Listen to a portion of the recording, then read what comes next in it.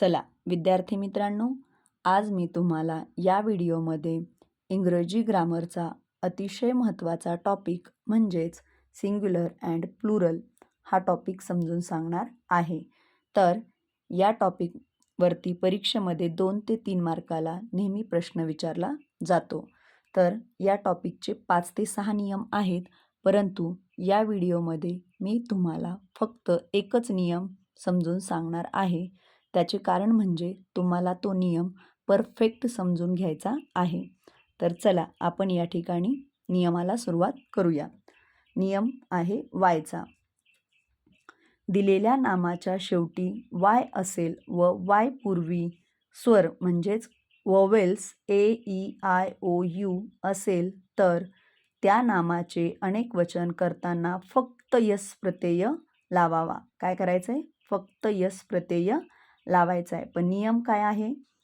नामाच्या शेवटी वाय असलं पाहिजे. या ठिकाणी तुम्ही पाहू शकता, मी हायलाईट देखील केलेला आहे तुम्हाला समजण्यासाठी. तर प्रत्येक नामाच्या शेवटी वाय आहे, परंतु त्यापूर्वी वायला चिटकून स्वर आलेला आहे. तर त्याचं अनेक वचन करताना आपल्याला या ठिकाणी फक्त यस प्रत्यय लावायचा आहे.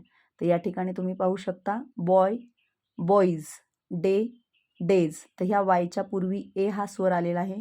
ह्या वायच्या पूर्वी ओ हा स्वर आलेला आहे. तर अशा पद्धतीनं सर्व नामांचा, सर्व शब्दांचा तुम्ही अभ्यास करू शकता. परंतु आपण या ठिकाणी वायचा दुसरा देखील नियम समजून घेणार आहोत. या ठिकाणी वायचा दुसरा नियम असा आहे, ज्या नामाच्या शेवटी वाय असते व वाय पूर्वी व्यंजन असते, त्या नामाचे अनेक वचन करताना वाय काढून IES प्रत्यय लावतात. तर या ठिकाणी तुम्हाला फक्त एस प्रत्यय बघायला भेटणार नाही. तर या ठिकाणी IES तुम्हाला अनेक वचन दिसणार आहे. तर या ठिकाणी पहा, आर्मी, आर्मीचं अनेक वचन आहे आर्मीज. कारण वायच्या अगोदर स्वर आलेला नाही, तर वायच्या अगोदर व्यंजन आलेलं आहे. मग या ठिकाणी वाय काढायचा आहे, वाय काढलेला आहे आणि IES प्रत्यय लावलेला आहे. बेबी या वाय पूर्वी व्यंजन आहे म्हणून वाय काढून IES लावलेला आहे. तर बेबीचं अनेक वचन आहे बेबीज. तर अशा पद्धतीने सर्व नाम तुम्ही या ठिकाणी पाहू शकतात आणि लक्षात ठेवू शकतात. तर अशा पद्धतीने आज तुम्हाला फक्त एकच नियम लक्षात ठेवायचा आहे. बाकीचे नियम मी तुम्हाला पुढील व्हिडिओमध्ये समजून सांगणार आहे.